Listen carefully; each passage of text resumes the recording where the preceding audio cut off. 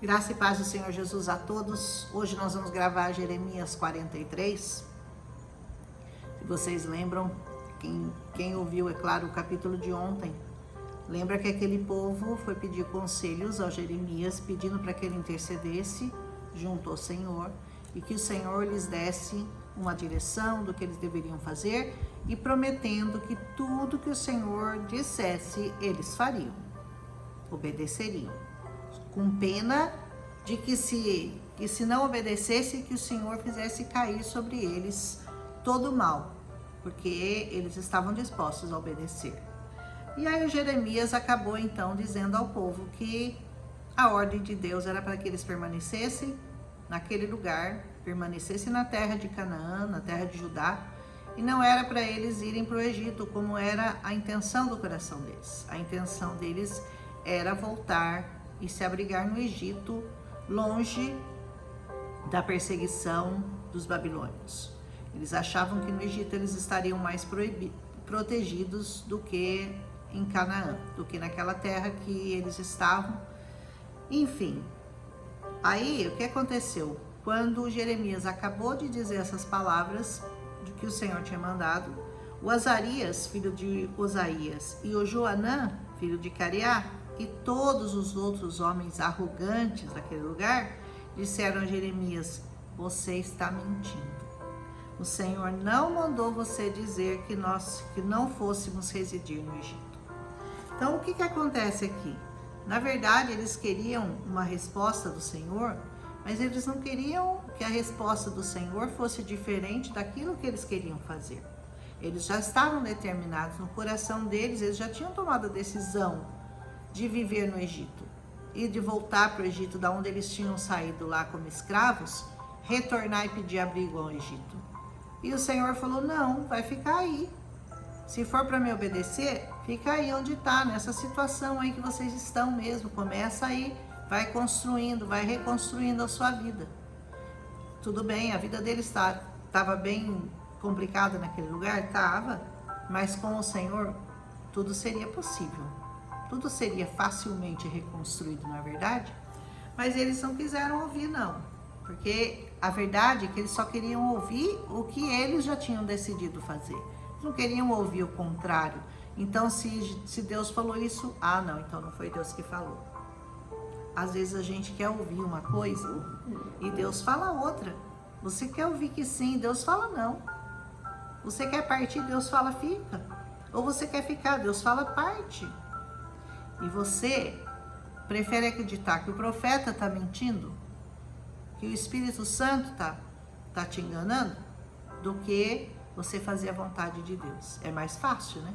É mais fácil você querer fazer a sua vontade, mas a consequência disso é terrível.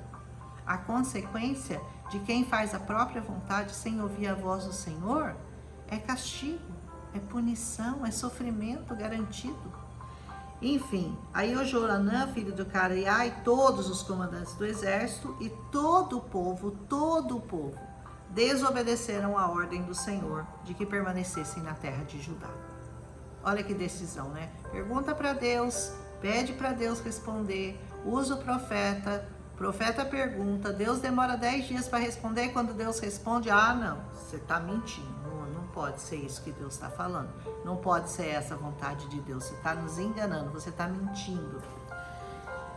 E aí, todos eles fizeram o quê? Levaram todo o remanescente de Judá, todos que tinham voltado das nações para onde haviam sido espalhados, a fim de viver na terra de Judá, homens, mulheres, crianças, as filhas do rei, todos os que Nebuzaradão, comandante da guarda imperial, tinha deixado com Gedalias, que tinha sido assassinado, vocês lembram, né, pelo Ismael, filho de Aicã, além do profeta Jeremias e de Baruque, o filho de Nerias. Eles foram todos para o Egito.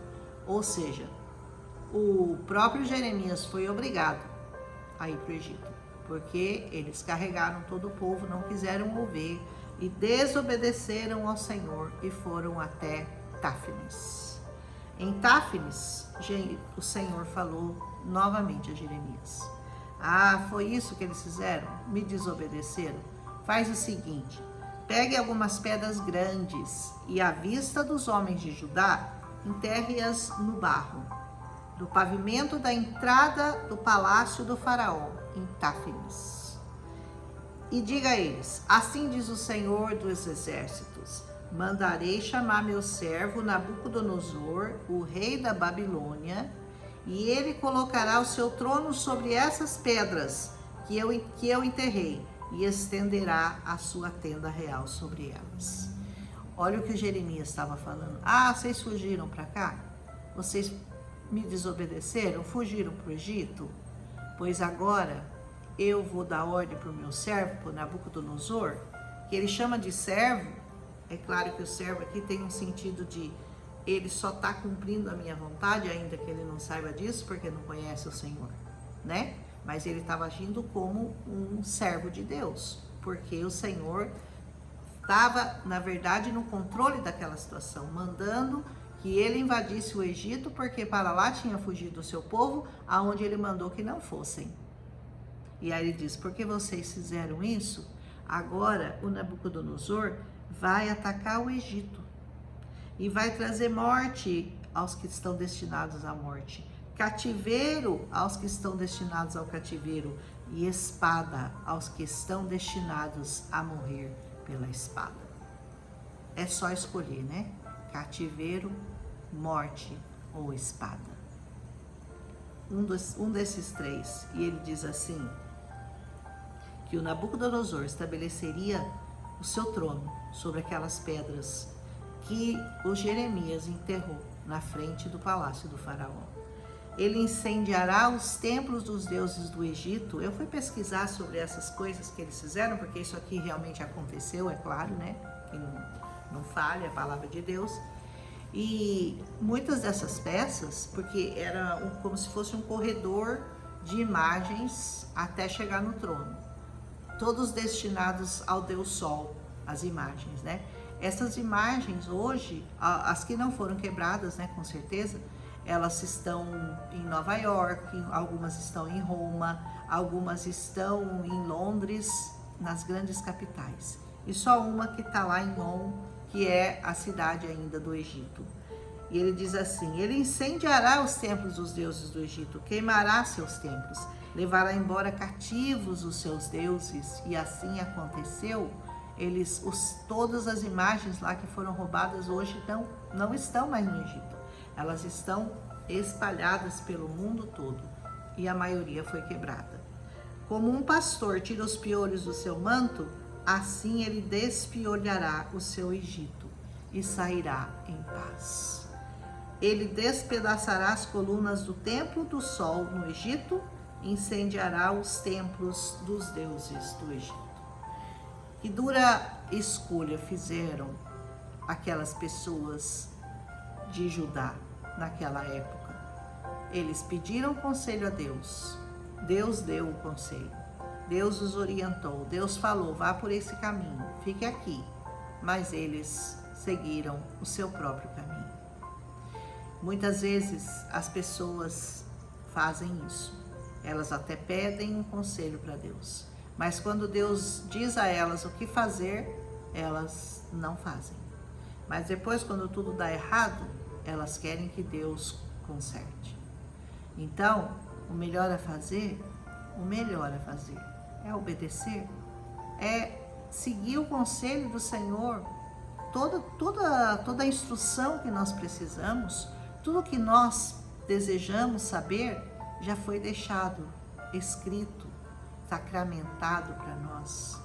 O sangue de Jesus já foi derramado.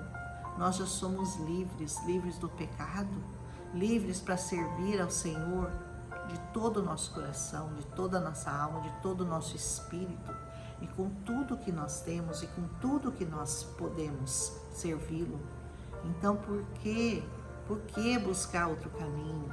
Por que andar pelo caminho do Egito, que representa o mundo? Por que querer ficar longe da palavra, querer ficar longe das promessas, querer ficar longe do Senhor? Porque um dia nós voltaremos para o Senhor, ou pela espada, ou pela fome, ou pelo cativeiro, porque o Egito é um cativeiro. o mundo aprisiona você. Ele aprisiona você nos vícios, ele aprisiona você na dor, ele aprisiona você na solidão, na depressão, na opressão, na bebida, na prostituição, na mentira, na inveja. O mundo te aprisiona de alguma forma. Então, se você quer ser livre, se você quer ser liberto de todas essas coisas, você tem que fazer uma única coisa: obedecer a palavra de Deus.